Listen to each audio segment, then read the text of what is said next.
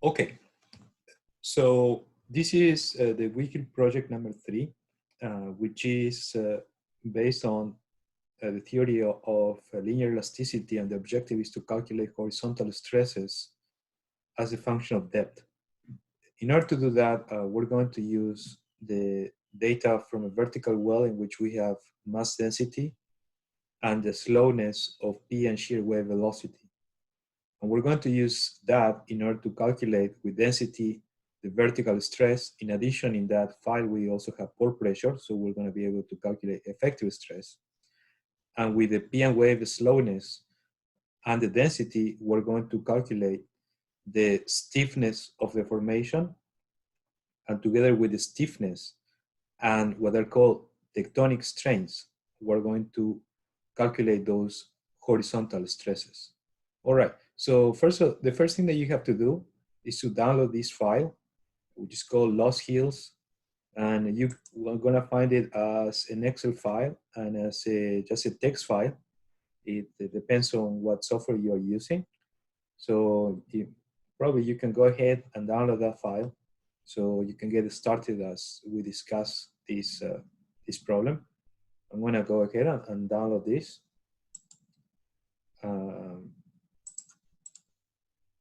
Let's check that this is working.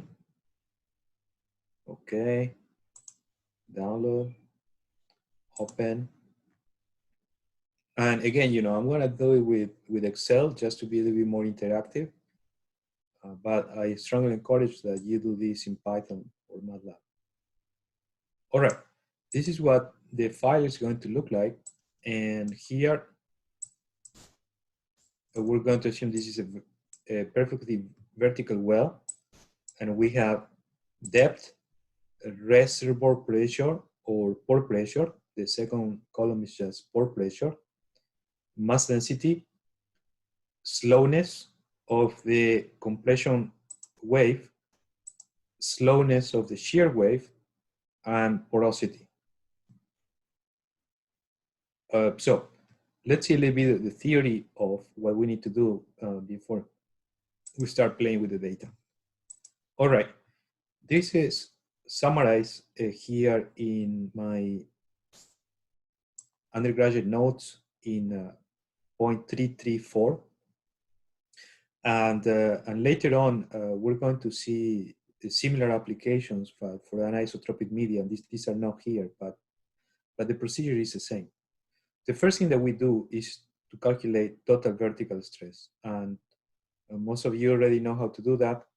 And since also we have pore pressure, we can calculate right away effective vertical stress. Something important to say is that the equations of elasticity and the matrix of stiffness and compliance, the Young modulus, the Poisson ratio, all of that, they work with effective stress, not with total stress. So before you do any calculation of strains, you need to calculate your effective stresses, because the total stresses are not the stresses which are actually deforming the rock. It is the effective stress, the one which is deforming the rock. You could imagine this by thinking about going to the seafloor. If you go to the seafloor, then the sediments there are quite loose because there is no effective stress. Effective stress is zero. It's just when you go deeper than the seafloor that the rocks start to get more and more compacted because you have higher effective stress. All right, so that means that whenever we apply either the compliance or the stiffness matrix, we need to invoke effective stresses, not total stresses. That's very important. All right, after that, then assuming what is called the 1D or one-dimensional strain condition, something that I'm going to post a separate video about, that we can calculate what are the stresses in situ. And this is basically based on linear elasticity and tells us that the horizontal effective stress is proportional to the Poisson ratio. And what we're trying to capture here is this effect of solids that when you, for example, push in vertical direction, they will try to expand sideways. But if you cannot expand sideways because you have more rock around, then that's going to enforce this one-dimensional strain condition that instead of having a sideways strain, you're going to have a sideways stress. And this is this effective stress, which for a typical Poisson ratio of 0.25, it tells you that this effective horizontal stress is about 1/3 of the effective vertical stress. And here you have a plot that shows more or less how this ratio is going to look like depending on the Poisson ratio. For example, in geotechnical engineering, this ratio is called the K-0 ratio. And again, you know, this is just an approximation based on linear elasticity. Sometimes it doesn't work very well. And we're going to see later why it doesn't. Again, I'm going to post a separate video about this lecture with more explanation about this. But at the end of the day, what we want to do is to use this theory in order to calculate these background stresses, which are given by this coefficient related to the Poisson ratio and proportional to the effective vertical stress. The more you push, the higher the horizontal stress you're going to have, but also to what are called tectonic strains, these epsilon H max and epsilon H min, which mean the far field tectonic strains applied horizontally that are adding stress on top of those background stresses. And in order to calculate these two stresses, I'm going to need the properties of the rock, like Poisson ratio and Young modulus, and also these tectonic strains. Notice this is not just a Young modulus. This is what is called a plane strain modulus, and the definition is over here. And this is coming back to what I was telling you before, that in geomechanics, we almost don't use the Young modulus at all, because under subsurface conditions, the deformation is different, and really what we need over here is what is called the plane strain modulus. It's not the Young modulus, but it's a function of Young modulus and Poisson ratio. All right, so this is the equation that we need to apply. And the first thing that we're going to have to do is to obtain this Poisson ratio and this plane strain modulus, which is a function of the Young modulus. All right, so let's see how we do this. And I have summarized all the equations that you need and all the procedures that you need in order to do this here in section 734. And this is jumping to the application of hydraulic fracturing. And here's the procedure.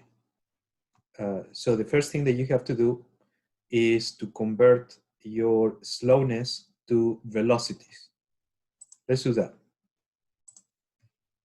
All right, so here we have slowness and velocity. Let me first, I'm going to highlight all of this data just to emphasize that, this is too bright, to emphasize that this is my original data, okay? So I'm gonna add a few columns here, which are my calculated new columns. Let me highlight these differently.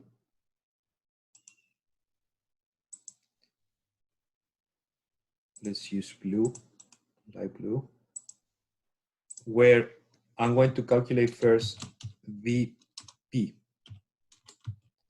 VP is going to be the inverse of the slowness. And I'm going to go ahead and convert this to the metric system, because it's a lot easier to work in the metric system.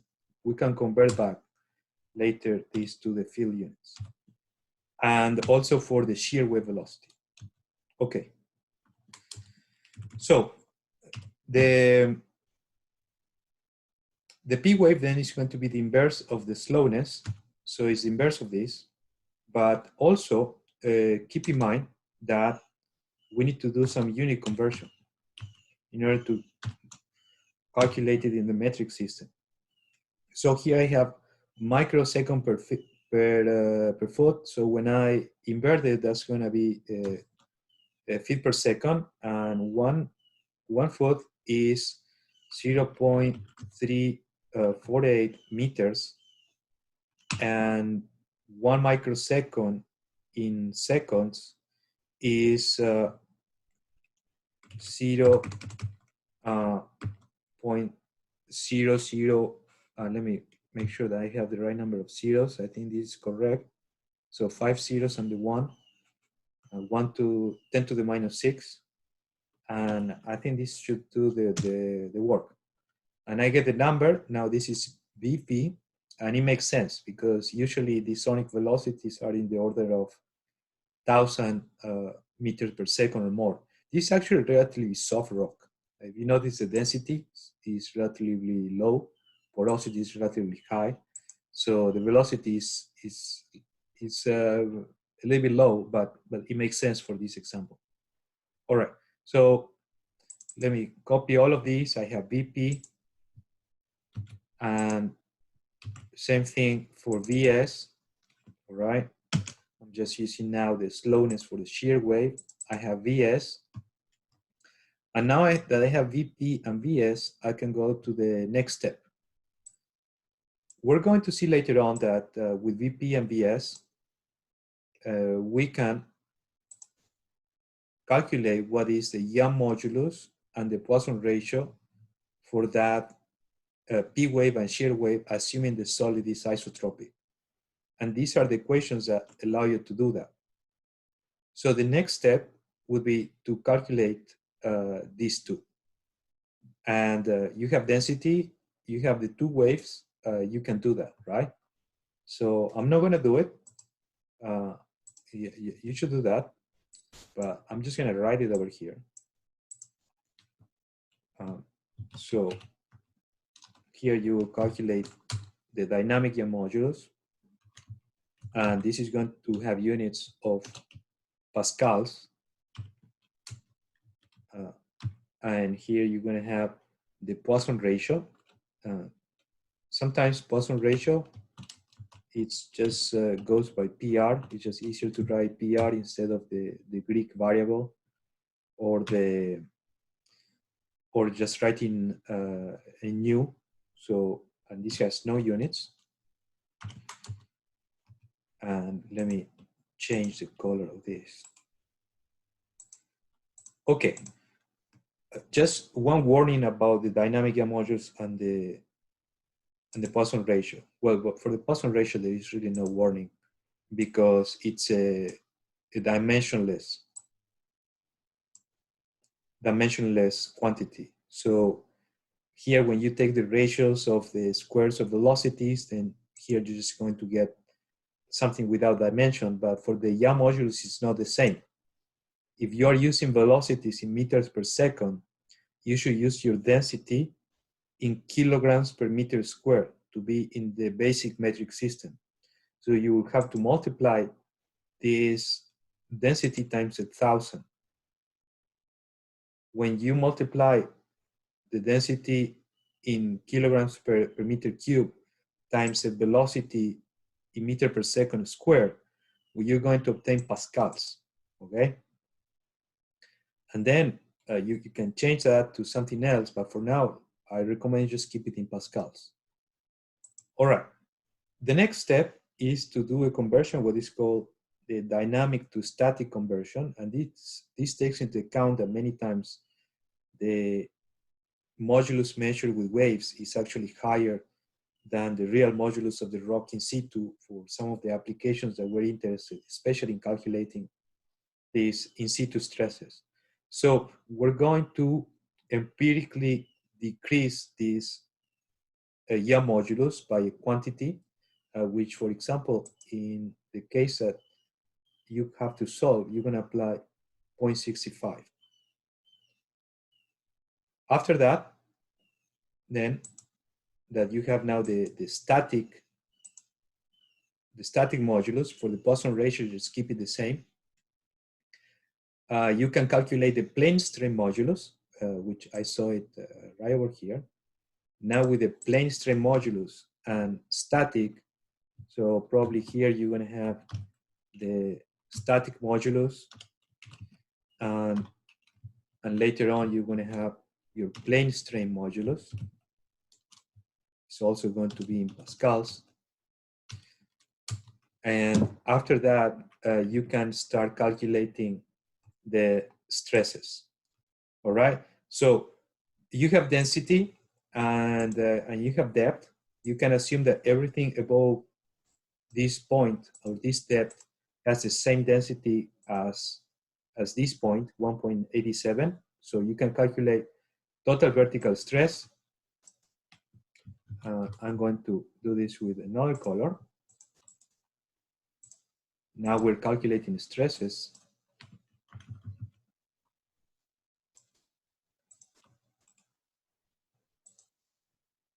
Before we were just calculating properties. No, I don't want to do that.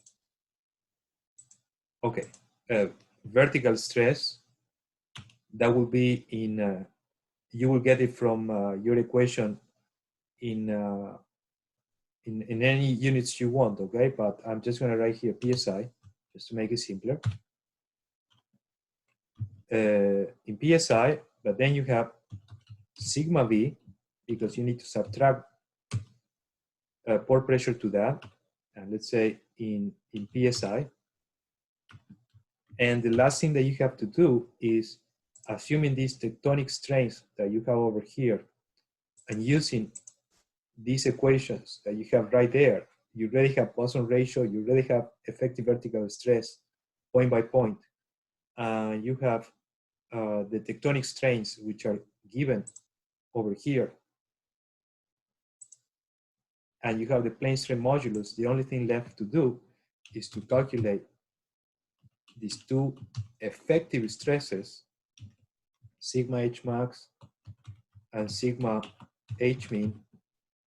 And after you have those, you add the pore pressure to those, and you get finally SH max and SH min.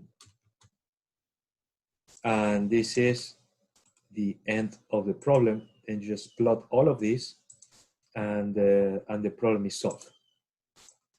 Okay, so let me copy just the units for all of these and make one final clarification. What we have done in this model is to calculate stress layer by layer, assuming that the tectonic strain is the same everywhere. And that's a big assumption. And that's something that you have to be aware of. And I think I'm missing a plot for that in here.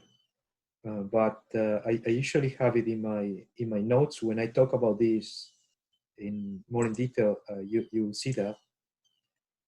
Let me see if it's over here. No, I don't think it is here. But basically, you know, if you look at, for example, this schematic, what we're assuming is that along the entire formation, the tectonic strain is the same everywhere. And what does that is highlights the regions of high stiffness, because regions with higher stiffness will have a higher stress built up horizontally in the presence of a tectonic strain. For example, if the properties, if the stiffness is the same everywhere, then the stress which is built up in horizontal direction is going to be the same. But if the stiffness varies, and in this example, these two gray layers are stiffer than the one in the middle, the red one, then you will have higher horizontal stress on those layers opposed to the red one. And again, you know, this is just one particular model. Sometimes can be right, some other times can be wrong, but it's good to know how to apply it, and also where it might be good and where it might fail. All right, so this is basically everything you have to do for this project. And then there are just some questions about hydraulic fracturing that actually we have already discussed for the weekly project number 1. But now you are building your own stress model, a little bit simpler than what we did in project number 1, but now we're getting to do what you saw at the beginning. And later we're going to get to see how to build an anisotropic model like this one over here. All right, so after you finish doing these calculations for the dynamic yaw modulus, Poisson ratio, static yaw modulus, plane strain modulus, and later calculate your total effective stresses back to total horizontal stresses, then the result, it should look more or less like this, where I have already calculated all these other properties. I added one column, which is useful. This is the ratio of the Poisson ratio divided 1 minus Poisson ratio. And you can see that in here, for SH max and SH min, I have my equations, which are including the tectonic strain and also the weight of the rock pushing sideways to the side. So here is the 0.0015 for just one tectonic strain direction of SH max, and this is similar for SH min. So after you finish, then you should get something similar to this, where here we have the results plotted with mass density as a function of depth, vertical stress as a function of depth, the slowness, the plane strain modulus. This one is relatively small. We are saying this is relatively soft rock, which is in the order of 0.2 to 0.3 million psi, and this is the resulting stress profile. Remember that there is also a pore pressure here, and you need that pore pressure in order to calculate effective vertical stress.